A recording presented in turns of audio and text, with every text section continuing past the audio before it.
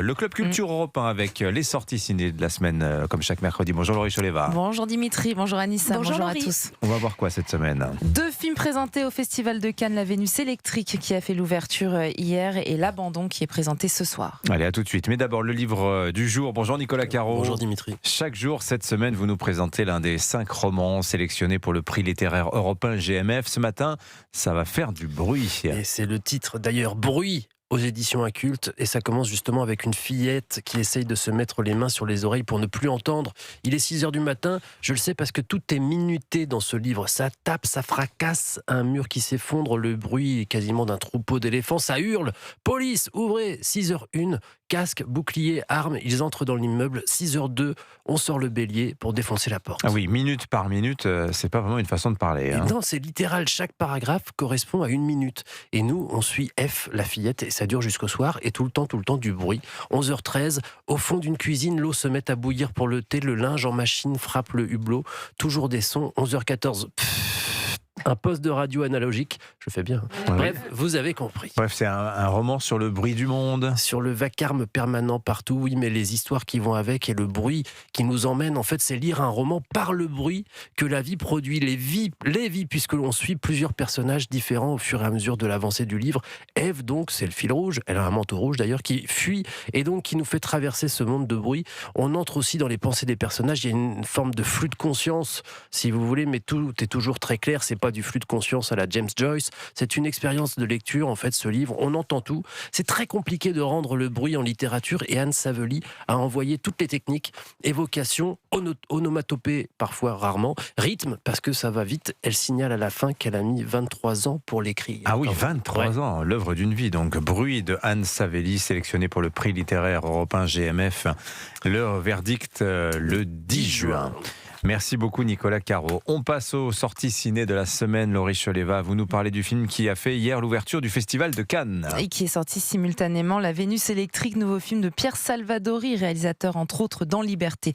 Alors La Vénus électrique, c'est une comédie romantique romanesque, l'histoire de Suzanne qui est jouée par Anaïs de Moustier.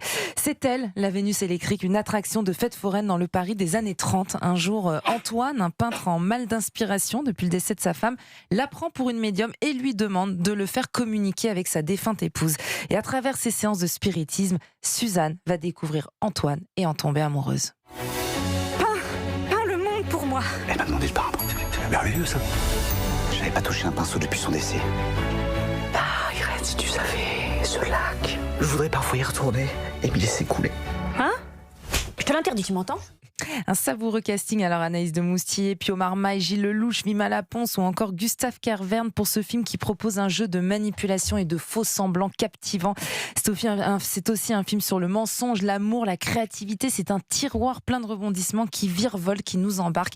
Bref, allez-y. La Vénus électrique, donc autre film qui sera projeté ce soir à Cannes. On en parlait ce matin avec Laurent Tessier sur Europe 1. Ah bah, il va y avoir énormément d'émotions. C'est L'Abandon de Vincent Garin qui sort aussi simultanément. Film choc qui a été tourné dans le plus grand secret et pour cause, puisqu'il s'attaque à un sujet encore très vif et douloureux, l'assassinat de Samuel Paty en 2020, décapité par un islamiste pour avoir montré en classe les caricatures de Charlie Hebdo du prophète Mahomet. Aujourd'hui, on va faire une étude de cas. Liberté d'expression, liberté de la presse. Ça vous dit quelque chose? C'est Charlie Hebdo? Exactement. Il y a un problème? Je viens de revoir la vidéo, les vues arrêtent pas d'augmenter. Elle est mensongère, elle donne clairement le nom du collège de Monsieur Paty. Il faut la faire supprimer.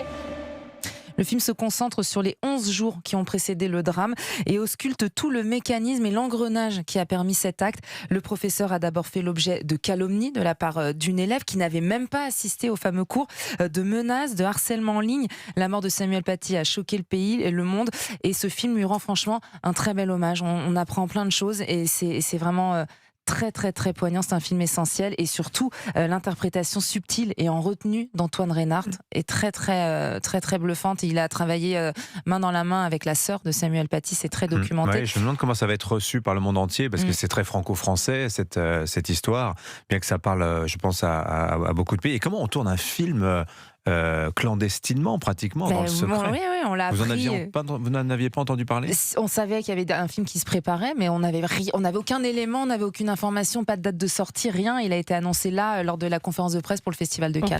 Tout le monde pensait que ça allait sortir à la date anniversaire, autour du mois d'octobre, etc. Et finalement, ça sort pour Cannes. Exactement. Merci beaucoup, Laurie Choleva. Merci beaucoup, Nicolas Caro. 8h39 sur Europe 1 dans un instant.